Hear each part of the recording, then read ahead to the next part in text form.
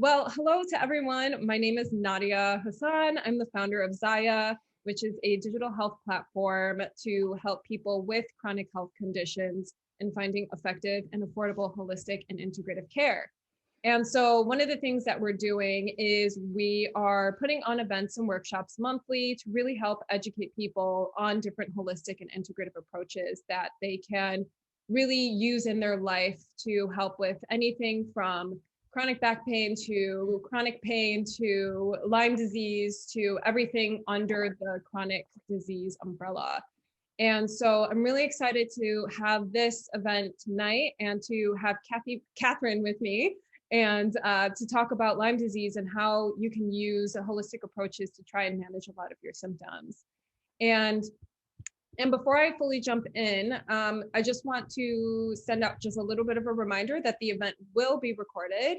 And so I will be sending a link out to whatever email address that you use to register with, and I'll be sending that out to you by tomorrow or Monday. And but other than that, let's just go ahead and jump in. So I'm really excited to have Katherine with me. Katherine is a social worker and a holistic mindset coach for women with Lyme disease.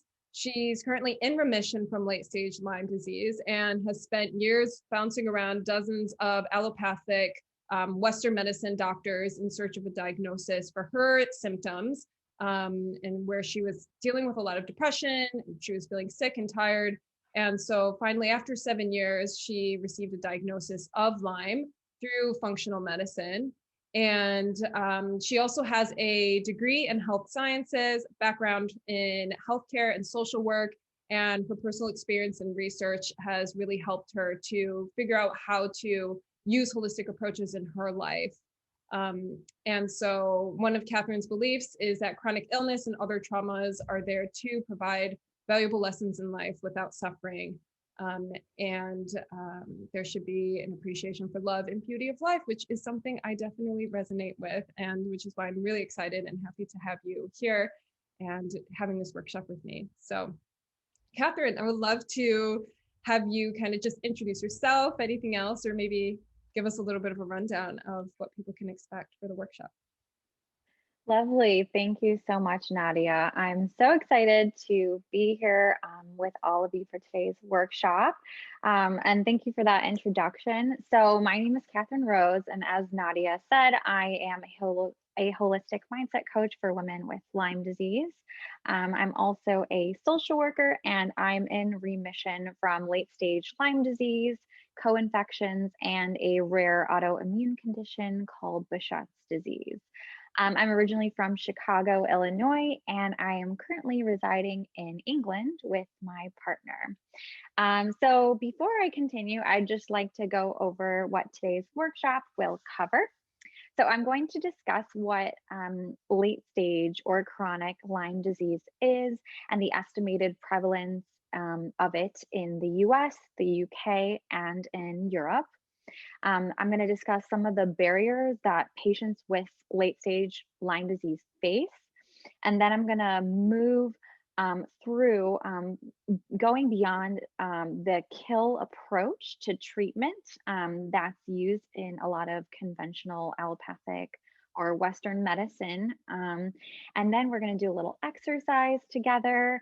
And after that, I will discuss the importance of using a really holistic mind, body, soul approach to healing, and how that really can provide a comprehensive foundation for optimal multidimensional health for not only myself, but for everyone else. I'll provide some free or really low cost tools as well that can be immediately utilized. And then I'll provide some resources to learn about Lyme disease as well, because there is a lot of information to learn. So finally, after all of that, we'll go through a Q&A. So if you have any questions, you can just type them in the chat and we will get to them at the end of the event. So I'd like to share with you my story and how I ended up here. My chronic illness journey began in 2011. Upon entering my undergraduate years in the US, I began experiencing a multitude of concerning symptoms like brain fog, chronic sinusitis, ear infections, oral ulcers, fatigue, and more. As this occurred, I began to seek help from allopathic and traditional Western medicine doctors, and I assumed that I would be really quickly diagnosed, treated, and could move on. Except that never happened. So I continued to see specialists and physicians in Western medicine, and I was constantly told, "You're fine," or "You're perfectly healthy," accompanied with a clean bill of blood work. Except I knew deep down that I was not okay, and I was suffering daily from my debilitating symptoms. So, as you can imagine, this took a great toll on my mental health, and I silently suffered from a deep depression from that point forward. I say silently because I barely shared my illness struggles more than 2 times with any friend or family member due to the shame I carried of this mysterious illness. And I also had this upbringing where you would just keep things inside and not really show people how you were feeling. So I really kept this mask, no pun intended, on for many years, and hid how I really felt inside and that I was actually going through a mysterious illness. So fast forward to my 4 years of undergraduate studies and 2 years following that, I still didn't have a diagnosis. Finally, after 7 years and dozens of doctors later, I sought out functional medicine for the very first time, and I was diagnosed with late stage Lyme disease, reactivated Epstein Barr virus, and Bartonella, amongst other things, in 2018. This was a huge relief for me, but it was also very scary and overwhelming because Lyme disease is quite an overwhelming illness to deal with. So, fast forward to everything, it wasn't really until I took my health into my own hands that I began to feel better from my illness and completely transform my life. Slowly but surely over the years, I incorporated more holistic practices from therapy, mindfulness, meditation, working on my mindset, doing energy healing, movement, using my breath, finding meaning through spirituality, and healing my life's past traumas. After I made these quantum leaps in my healing journey and I completed my master's in clinical social work, I began to coach women who were stuck, lost, and feeling completely paralyzed by Lyme disease because I really knew how vital having a guide to facilitate and support the complexities of this illness would have been in my shoes. And I never had that support when I was going through the illness.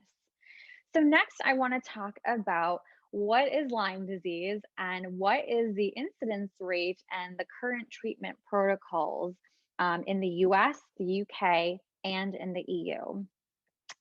First, before that, I just want to make a little disclaimer that I'm not a medical trained physician and I'm making no treatment or medical recommendations today. I'm simply sharing tips and information about Lyme disease.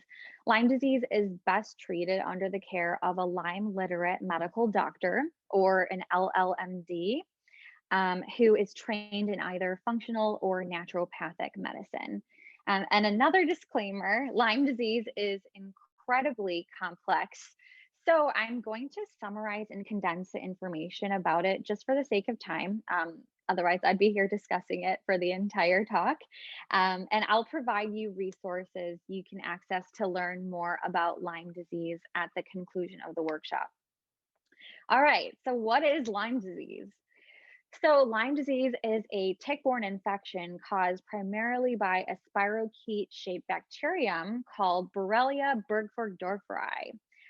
There are at least 15 other species of Borrelia around the world, actually, that can cause Lyme, and it's just dependent on the geographical location.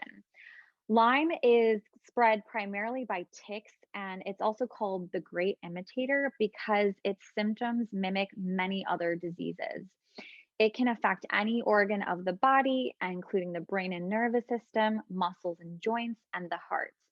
For that reason, it's often coined a multisystemic illness because it affects the different systems in the body.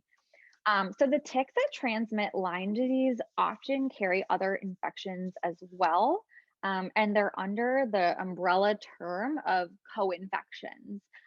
So I mentioned earlier I was diagnosed with Bartonella. That's one co-infection. Babesia, Mycoplasma, Rocky Mountain fever. There's a lot of different co-infections, and what's important to note with Lyme disease and chronic Lyme disease is that it's usually never just the Borrelia that you're being infected with from the tick because they carry so many different bacteriums and illnesses that they'll transmit to you when you also get that Lyme disease bite.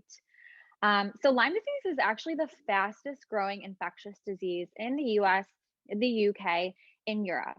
And I will say it that it is an epidemic and it's a silent epidemic. That is being completely under discussed and under researched and underdiagnosed.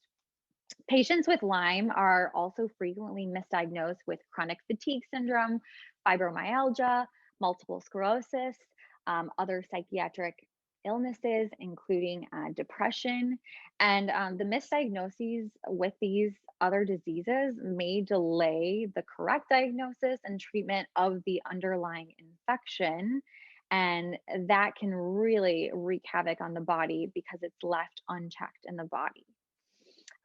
There's a lot of reasons for this, but some of the reasons is partially due to a lack of proper education with physicians, a lack of accurate testing, a lack of funding and research, and really outdated and sometimes just downright completely wrong diagnostic procedures, which are used as recommendations for all physicians around not just the US, but around the world. So just a little clarification for today's workshop and talk. I'm going to be discussing chronic Lyme disease, which I'm also referring to late stage Lyme disease. It's also referred to as post-treatment Lyme disease syndrome. That's a lot of words there. You could call it PTLDS, and that's the clinical term that they use to describe Lyme disease, where the infection is causing physiological symptoms and damage following a course of antibiotics to treat the Lyme, or it's describing no medical intervention within at least 6 months of a tick bite with an infected tick, and there's physiological symptoms following this 6 months. So that's late stage or chronic Lyme. There is acute Lyme disease, which is often confused with the treatment protocols. And so Lyme can actually be successfully treated in the acute stage, but you have to do it as soon as possible within no more than 6 weeks. But honestly, within 72 hours is the best. And I won't go into this, but it's best treated with a course of antibiotics to fully eradicate the bacterium from the body. Even with acute Lyme disease, if you're lucky enough to find a physician who does properly diagnose you and provide antibiotics, the recommended dose of antibiotics is actually still too short. So they typically give about 21 days of doxycycline. And the studies have shown that because the Lyme bacterium grows much slower, it should actually be at least 4 to 6 weeks. So it's a lot. In the USA, there's really no way of knowing exactly how many people get Lyme disease. But according to the Centers for Disease Control, a recently released estimate based on insurance claims suggests that each year approximately 476,000 Americans, and that's just at the minimum, are diagnosed and treated for Lyme disease each year. In the UK, Public Health England estimates around 3,000 people are diagnosed with Lyme disease each year. In other words, 8 people are diagnosed each day. And the statistics are still not accurately recorded. It's still an underestimate. And a study from 2019 found that cases of Lyme recorded by GPs suggested that there may be around 9,000 cases a year. It also found that cases increased tenfold between 2001 and 2012. In Europe, the compound annual growth rate over 1990 to 2010 of Lyme disease was 14%. These numbers are still most likely underrepresented, and they vary greatly in accuracy, just depending on the country and how they report cases of Lyme disease in each country in Europe. So the bottom line with the prevalence of Lyme disease is that the number of people reported with Lyme disease in the US, in the UK, in Europe, and around the world is severely and greatly underreported. Recommended testing is wildly inaccurate and unreliable, which leads to false positives and false negatives. And the recommended treatment guidelines for Lyme disease are insufficient and outdated. Furthermore, health insurance in the US and the NHS in the UK do not cover any treatment for late stage Lyme disease. And there's a mainstream belief in allopathic or Western medicine that chronic Lyme disease doesn't exist. So, yeah, it's a problem. So, why is the medical system failing patients with Lyme disease, and how does it impact their support network? So, because of all the inaccuracies that I mentioned above, the current Western or traditional medicine system is completely unequipped to diagnose, treat, and help patients with Lyme. And this failing of patients with Lyme disease causes a myriad of long term physical, emotional, spiritual, and financial turmoil. When patients do get diagnosed, the treatment protocols turn into the Wild West and are largely unregulated. So there are a lot of amazing functional and naturopathic and even infectious disease physicians out there who are doing an incredible amount of work to treat patients with Lyme and to help them. The treatments are so varied, and there is no standardized treatment that patients with chronic Lyme disease often spend thousands, if not hundreds of thousands of dollars each year paying for their treatment out of pocket and just attempting to heal their Lyme disease. And by the way, this is with no guarantees, and there's no set there's no set treatment to really know if it's going to kill the Lyme disease or not. So speaking of killing Lyme disease, there is a really common treatment approach that is used amongst physicians. And so remember how Borrelia burgdorferi, it's a bacterium and it's spirochete shaped. So because of its shape, it's actually able to burrow itself into any organ within the body, unfortunately, because it can really morph its shape and hide anywhere at once. So when you think of healing from Lyme disease, a lot of people want to do the kill approach where they focus on a medicine or even some herbs that will solely target the bacterium. But however, in reality, when a patient with Lyme disease is exhibiting symptoms, because if they get a tick bite, they might not exhibit symptoms until 10 years later. And why they may exhibit symptoms is because they have a toxic bucket overburden in their body where they're experiencing immune system dysfunction, mold or heavy metal toxicity, mitochondrial dysfunction, other stealth infections like candida, vitamin and mineral deficiencies, unhealed traumas, and a lot more things. So if you can really imagine, if you keep filling this person's toxic bucket with more and more and more all of a sudden the body is no longer equipped to support itself, and it just kind of breaks down, and all of the symptoms from the Borrelia um, infection in the body can really flare up and absolutely go crazy because the body is just dealing with all these other things. So because of this, it's really necessary to approach treatment as holistically as possible, and not solely rely on this kill, kill, kill approach without supporting the body's terrain.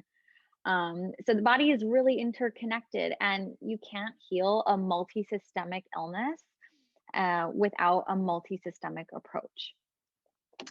Some barriers that patients are facing are a lot of obstacles or invalidation from their physicians, from their friends, from their family members.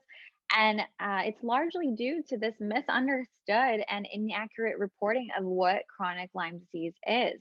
And so, if you can only imagine how difficult it is to go through a chronic illness, especially one that's really mysterious and is causing so many debilitating symptoms, now imagine not having the support of your loved ones, of your doctors, and of just general strangers, and how difficult it is for patients to deal with all of those barriers.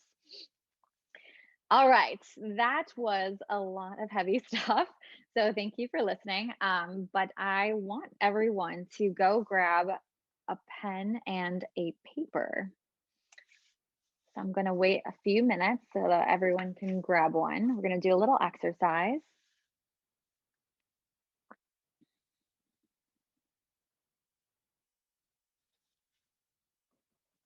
All right.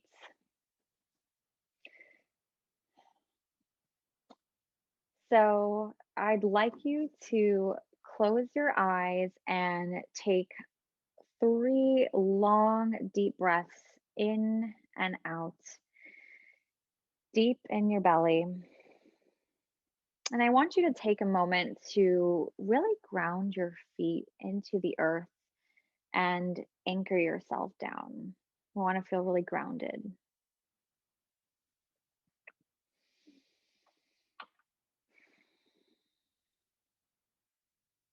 All right. So now with your pen and paper, I'm going to give you 2 letters to write. I'm going to give you about 5 minutes. And I'd like you to first write a letter to your body. And I'd like you to thank your body for everything that it does to keep you alive and surviving. So, really think of the different things that you're thankful for your body doing. And it can be absolutely anything. Just really think about how it's supporting you and carrying you through each day. Next, I'd like you to write at least 5 things that you're proud of yourself for doing while encountering a tough battle. So, this could be chronic Lyme disease, another illness, or really any other difficulty that has kept you down. So, I'm just going to write the 2 prompts down, and then I'll give everyone about 5 minutes to write the letters.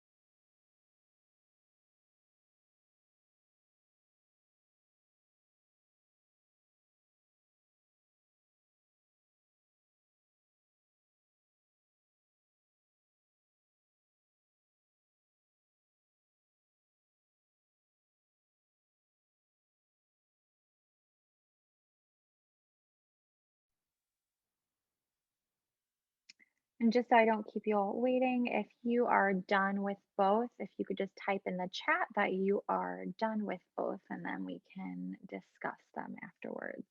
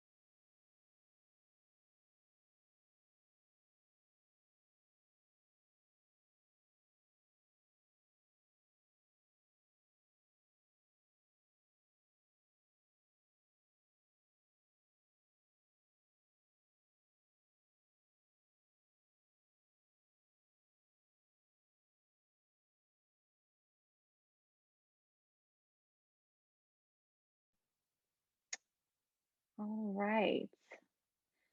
Okay. Hopefully everybody's had enough time to write both letters. So Nadia, I'd like you to help me facilitate and just really have anyone who would like to share, if they're willing, about some of the things that came up while you did both letters. And you can either type it in the chat if you want, or you can type on, talk on the mic, video, no video, whichever you prefer. I can go first, actually. I think this is Yeah. a great exercise. So I've mentioned in a few of the previous events, actually, I have a chronic condition. I have endometriosis, and I'm actually getting surgery tomorrow. And so this was a really great exercise. So I'll just go really quickly, and then everyone else. So I just wanted to thank my body just for breathing, for moving, for giving me physical symptoms to know that something was wrong in the first place. So giving me that warning sign. And 5 things I'm proud of my body for doing is for relaxing and remaining calm during pain, for being patient, and for allowing me to rest in those moments in between. So, but yeah, I would love to hear everybody else's as well. That's great.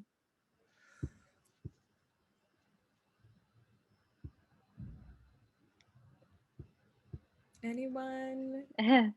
You can type it It's in the okay. chat if you don't want to. Yeah. Totally okay.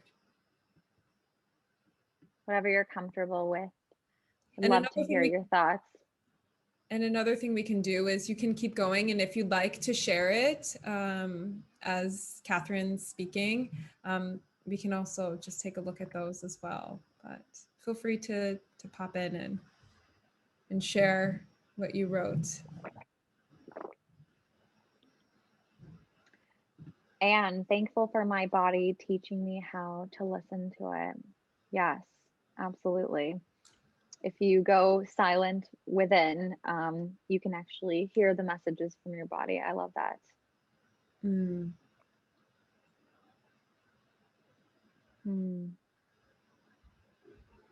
So Lacey said her list is praying, thanking, crying, sharing, and overcoming.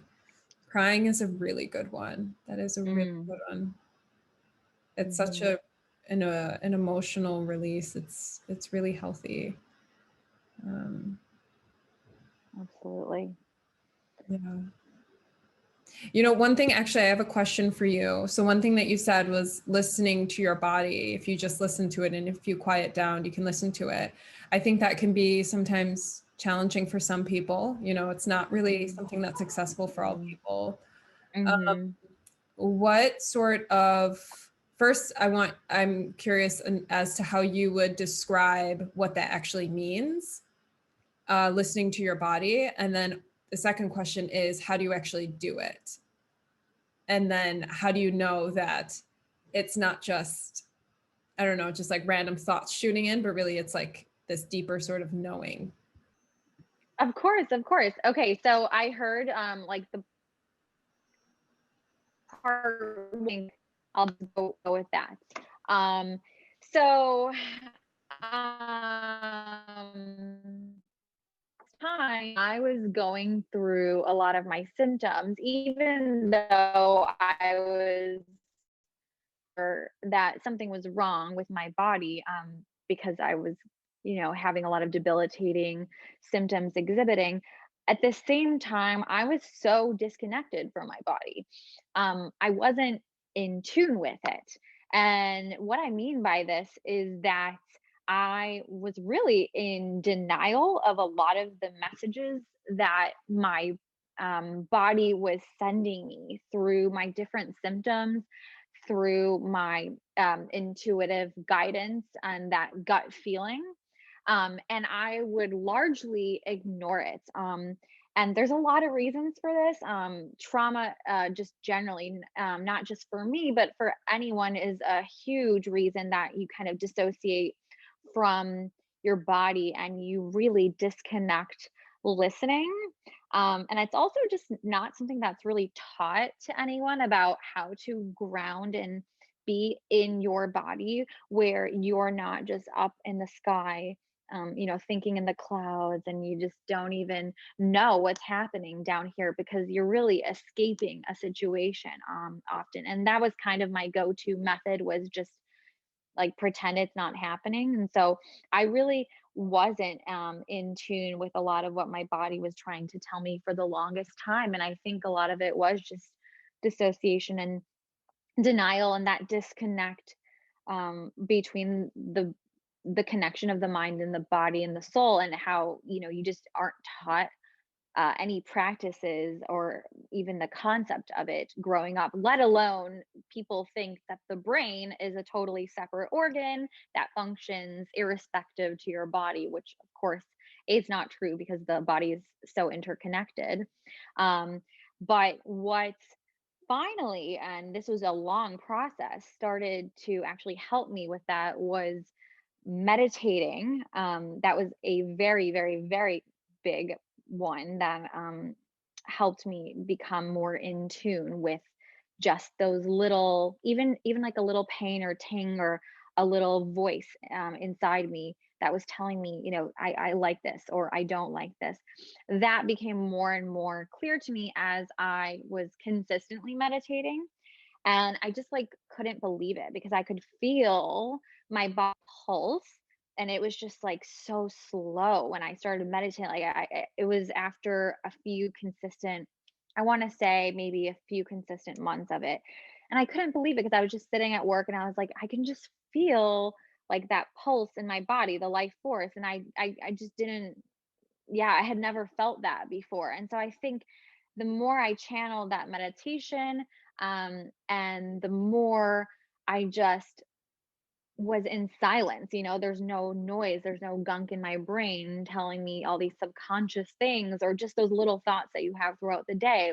That with like this ability to be present in the moment. And I got a lot of the presence through meditation, but also through Eckhart Tolle, A New Earth, Awakening to Your Life's Purpose. That book was really, really big for me, in just recognizing how when you're present, you really do become hyper aware of the world around you, and you're no longer in that separation mode where you're not really on this planet, if you will. So yeah, there was a lot of other ways. I think that the more you practice listening to that little voice inside you, that it's just this inner knowing, and the more you just trust it and you don't second guess yourself, the stronger it gets. And just to separate that, egoic voice in your head versus that inner knowing voice.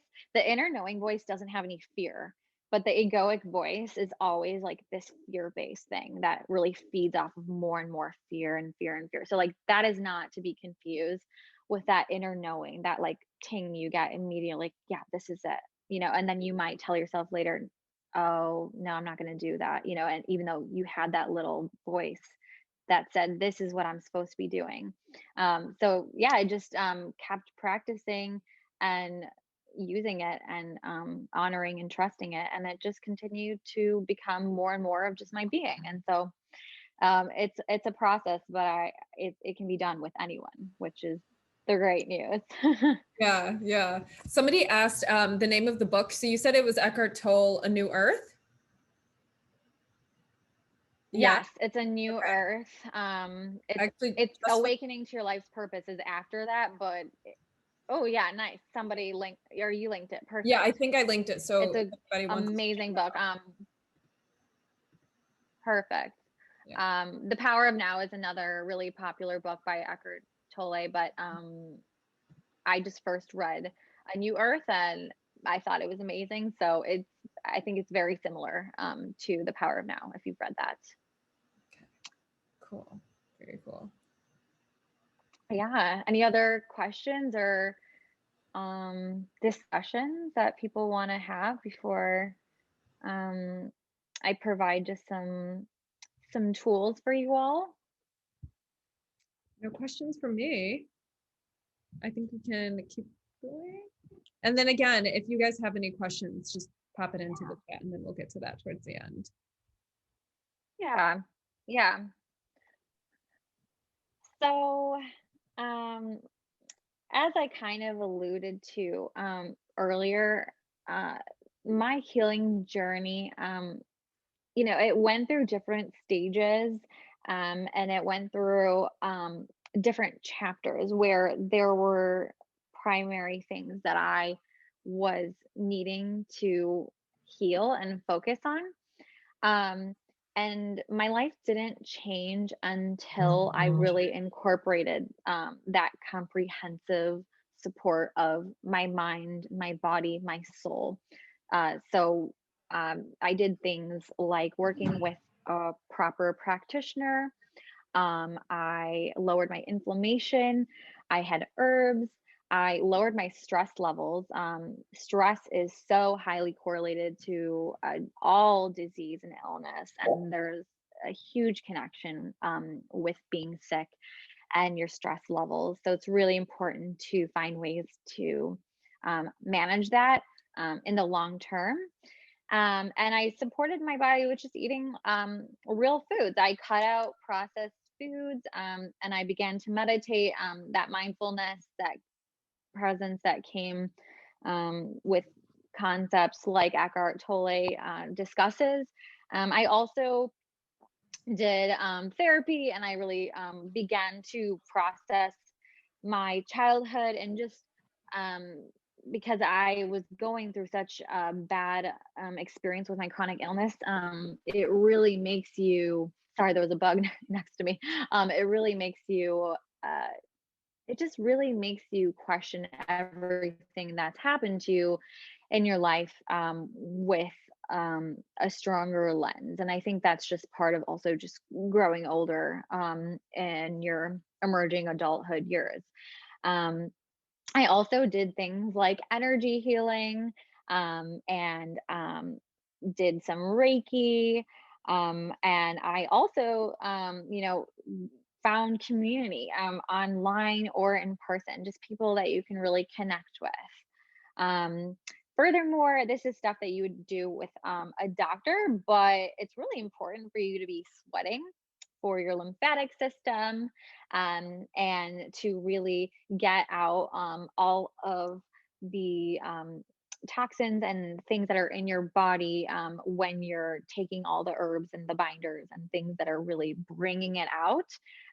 Because if you're not sweating and if you're not excreting it out through urine or stool, then it's going to stay and recirculate throughout your body and it can make you really sick.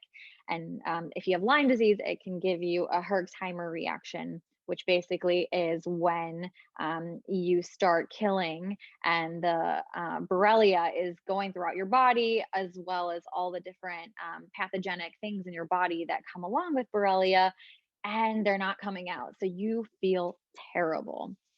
Um, a really, really, really huge component, though, beyond just diet and lifestyle, was realizing that a big barrier to getting better was in the lens that I viewed myself and my illness.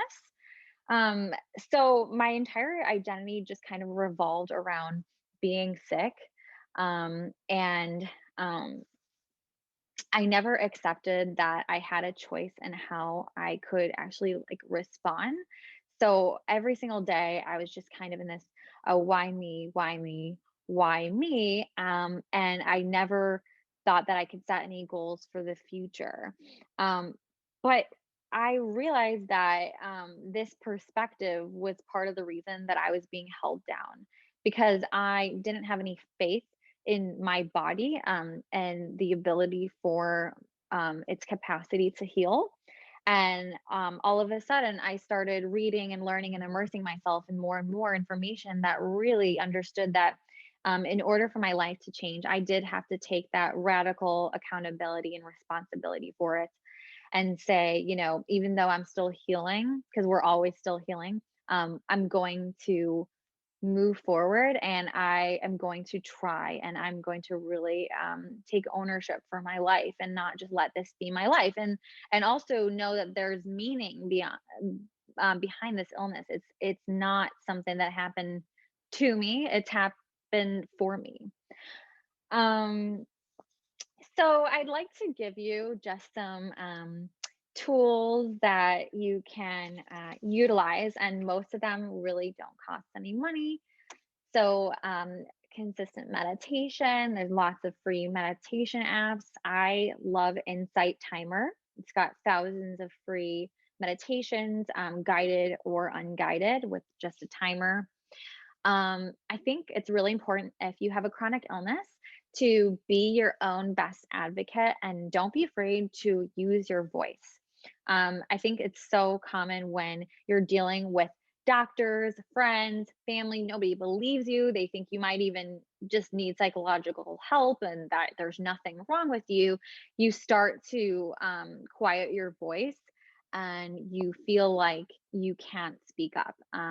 But what changes is when you start to use your voice and become your own best advocate, things do start to get better for you. You start to communicate your needs a lot more clearly, not just with your physicians, but with everybody around you. And that kind of relates to setting some boundaries in your life, letting go of any habits, people that drain you, and really just trusting that inner voice, that intuition, and that gut feeling as well. Um, Other things are discovering, based on your true values and passions, what is truly aligned to you, and really taking the time to sit down and think about this. Because before I got sick, and this is really common for a lot of people before they got sick, they were living a life almost like unconsciously, like they weren't even aware that they were doing things that really did not align with who they felt deep inside, and how they felt deep inside, and what kind of their passion and their purpose was. And when you go through a chronic illness that just completely hits your life like a truck, eventually you start to think about every aspect of your life and what's aligned and what isn't. And so really recognizing that, okay, I've been through a chronic illness, like I know what's important in life now. And there aren't many other things that are important besides, connecting with your loved ones and your friends and your family, appreciating just this gift of life. And really that's it. Like you just start to remove all the suffering that comes with the other things in life. And yes, there is suffering in life, and that's inevitable, but what like suffering is worth agonizing over, that completely changes when you can really think about your life with this chronic illness. And that's why it's a gift in a way to have this chronic illness, because you are given the ability to evaluate everything and really see, where you want to move forward in your life, and how you no longer really want to waste time in that job that sucks, or with those people who drain you, or that relationship who or partner who is abusive. Like, you just start to realize, like, no, I'm meant for more. My life is meant to do more than this. um Nadia, I'm just going to pause for a second. Did you want to start recording this one again? Oh no, it's recording again. Yeah. Okay, great. Yeah, so it's recorded. I just saw it wasn't recording, or okay, perfect. Um so other things is just understanding that you have to really love and respect and honor your body. And this self-love, it takes time. I think it kind of breaks you down in your ability to love your body, because you think that it's a prison and you hate it, and you're like, how dare you, body, do this to me? But that's why I did that exercise, because I felt that way as well, where I was just like, I hate you, body. Like, why did you do this to me? You feel like you're in a battle against your own body, but you need to work with your body. You need to understand that your body actually wants you to heal. It's designed for you to heal. And all you're having to do is work with your body, love and understand you and your body, and know that you're removing some of the barriers that are impeding your healing, like these chronic infections, like your unprocessed traumas, et cetera, et cetera. So just really start to appreciate your body and you, and be kind to yourself. You've been so resilient up until this point, and that's what's keeping you going, and that's what's going to be part of your story, and be your future as well. You can take the supplements and the medicines, and I really, again, highly recommend working with a physician as well. But, it's a two-way street. You cannot just expect to get the medicines and get the expert advice from a doctor and then heal. It just doesn't happen. You have to have that comprehensive and full-fledged approach to it.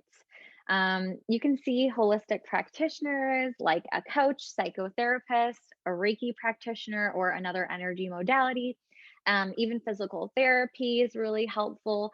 Just really try to think about the mind, body, and soul, and kind of cover all of that. I mentioned earlier just to use meditation, mindfulness, and presence. It's really helpful. Even just your breath, like, you don't even have to think about it as a meditation. Just your breath can regulate your parasympathetic and sympathetic nervous system so much that you can completely change your state of being and how you're feeling. Um, I'm not going to give you specific diet recommendations, but just eat a whole foods diet. Like, don't eat the processed junk. I think everyone realizes by now that it's not helping you. And just really try to incorporate those foods into your life. And this is another really easy, but one of my most recent favorite things to incorporate is to go on a morning walk, and to do it no later than 10 a.m. as the start time when you leave. So go on like a 20 to 30-minute walk. And because of the sun's low solar angle up until about like 10-ish a.m., this low solar angle will regulate over 300 processes in your body, and it'll regulate your circadian rhythm as well, and help with things like sleep, hormones, etc. All just from that. Like, it's so easy, and it makes you feel so good. And you don't need to stare at the sun. Just simply by walking outside, even if you think you live in a really low solar area where, like, even in the UK there's not that much sun, it still works. It's better than being indoors, and it can just do wonders on your entire body, and you'll feel it immediately if you do that walk by 10 a.m. Could I So interrupt and yeah, ask a question? I'm sorry. yeah. So I'm here supporting somebody who has Lyme's disease, and I'm wondering, this person is not a morning person. So what about getting like a sun lamp? Do you know if that would help at all, or is it that certain time of day?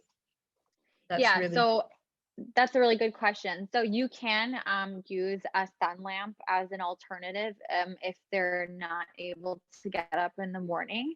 I'm actually going to write the name of a podcast that I listened to where I got that information, and his name is Dr. Huberman, and he's a Stanford professor. He just started a really interesting podcast. So I'm going to write that in the chat box so that you can just listen to that podcast episode and get like a full description about going on this outdoor walk.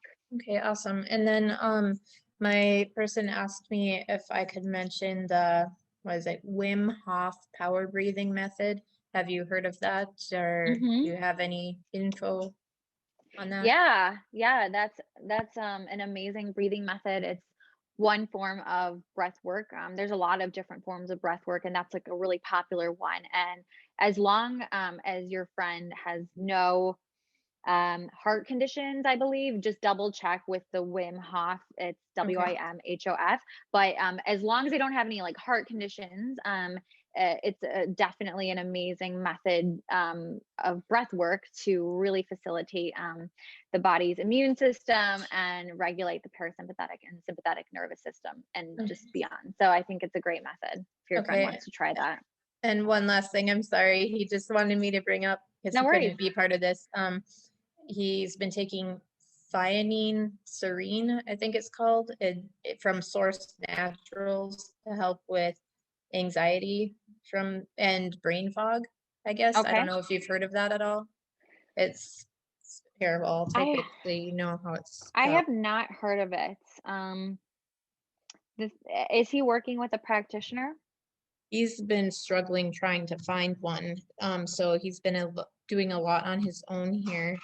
Or we don't have ones that are really specifically trained in Lyme's around where we live. So maybe, I don't know if you have any resources on that as like how to find somebody that's specifically trained in Lyme's disease. Yeah, I've got a few. There's online practitioners that he could see and treat the Lyme from somebody instead of seeing them in person. Let me just quickly write down the name so I don't forget who it is. Where does he live? Which area? He lives in Chisholm, Minnesota. It's in I don't even know where you're from. I'm sorry. Are you from the UK then? That's okay. No, that's okay. I'm from Chicago, but I am in the UK right now. I'm going to provide a website where you can look up Lyme literate medical doctors. So you can just find a directory of physicians, but I'm also just going to provide 2 Instagram names of people that I've been following for a while. And I think that they're really legitimate practitioners to see. Just kind of giving some options out there. All right. Well, thank you so much. And I'm sorry for interrupting, but I'm like, no worries, I have to advocate for him in this process because he's the whole reason I'm here. No, that's really amazing that you're here for him. And it's no problem at all. Yeah. So I'm going to write them down in just a few minutes. You're welcome. Okay. Thank you. Yeah. So, Katherine, I know you said that you will send some stuff in the chat. In the meantime, I know we only have like a minute or so left. Are there any other questions that you guys have? You can put it in the chat again, or if you'd like, you can turn your camera on, turn your mic on. I see Anne here said, I had to evaluate a lot of my friendships and walk away from many when I changed my lifestyle for the better. Yeah, it's really common. You have to really be aware of who you surround yourself with, not judge me. Yep. Yeah. So it really makes you reevaluate everything in your life, not just your illness. Yeah, it really does. Okay. I'm going to write down some resources for everyone and just get that going. If anybody has any questions, let us know. I will also put into the chat. So if you guys would like to find out more about Katherine or have just like a one-on-one conversation with her, I will put the links here in the chat. So the first one, sorry, it turned out a little bit funky, but the first one is her website, and the second one is her Instagram, where she posts really great content, actually. So in case you'd like to stay in contact with her, that's a really great way. And then also, if you'd like to learn more about what we're doing as far as the platform that we're building, like I said, it's a digital health platform that we will be launching in Bristol in the UK, where you can find holistic health practitioners. And we're trying to make it affordable, and we only work with really trustworthy, insured, registered practitioners. And so if you're interested in that, you can also do that. And we have a little Facebook community that we're building, so you can connect with other people through that as well.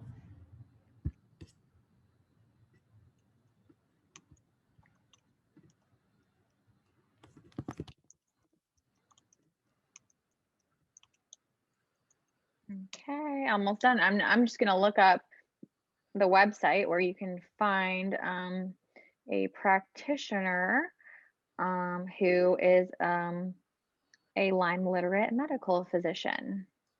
And I can also send those links out as well, Catherine, to in the email. Perfect. Perfect. In case you're not able to write it down, I can send it to you later. Yeah. And also, oh, okay. So you know what? I actually, if you just use any of the resources from Global Lyme Alliance and iLads, they've got a find a practitioner button where you can go on the website and find a practitioner in your area. So you can use both of the resources. And then the Instagram accounts, you can check out those two women, and then the little podcast. Oh yeah, and I'm gonna write down LymeDisease.org. Oh, you're welcome. You're welcome. Thank you everyone so much for coming. Really excited about it. And yeah, I thank you for listening today. Yeah. Are those all the links? No, sorry. I'm no, slowly but surely putting them out. Take your time. You're okay. And then you can just condense it all. Yeah.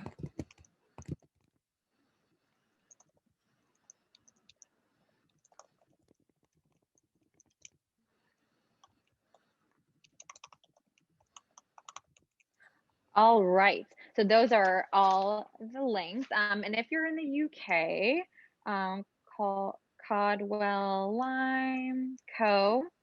I just discovered them here recently, and they're doing a lot of great work as well with just like research information and charity around Lyme disease. So it's really great as well. Sharma, which link is it that wasn't working? Just let us know, and then we'll try and redo it. Aaron said,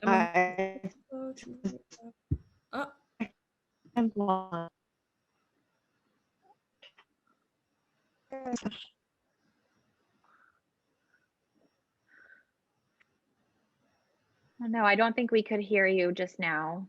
Yeah, we can't hear you for some reason. Oh, let me see. Let me check it. Oh, I can hear you now. Okay. Which one was it? I think it was Katherine Rose coaching.com. Oh, it's the website? Okay, let me check. And are you the holistic psychologist or something like that? I follow. No, that's not me, but she's lovely. Okay, because when I go to the link, that's where I came to, so I was wondering. Oh, really? Okay, let's see. KatherineRoseCoaching.com is the website. Oh, nothing's coming up there. Sure. Nothing's coming up.